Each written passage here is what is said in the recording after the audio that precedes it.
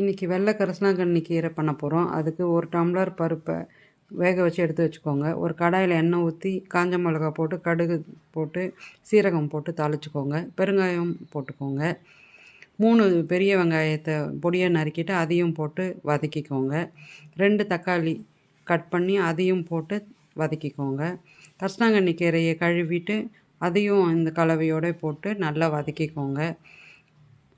இப்போ 1/2 ஸ்பூன் மஞ்சள் தூள், 1 ஸ்பூன் குழம்பு மிளகாய் தூள், 1 ஸ்பூன் கல் உப்பு எல்லாத்தையும் போட்டு நல்லா சுருன்ற மாதிரி நல்லா வதக்கிக்கோங்க.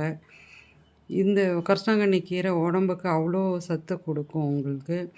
இது வாரத்துக்கு ஒரு முறை நம்ம சேர்த்துக்கிறதுக்கு ரொம்ப ரொம்ப நல்லது. இது நல்லா இப்போ சுருண்டுடுச்சு. இதை எடுத்து நம்ம குக்கரில் பருப்பு குக்கர்லேயே போட்டு 2 விசில் போட்டு 2 விசில் வர வரைக்கும் போட்டுட்டு இறக்கிக்கோங்க. இறக்குன உடனே ஒரு கரண்டி வச்சு கடைஞ்சிட்டு அதில் ஒரு கரண்டி தேங்காய் துருவலை போட்டுருங்க.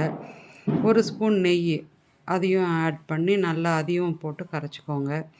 இந்த கீரை கடையில் தனியாக ஒரு பாத்திரத்தில் எடுத்து ஊற்றி வச்சுக்கோங்க. இப்போ சுவையான கரிசலாங்கண்ணி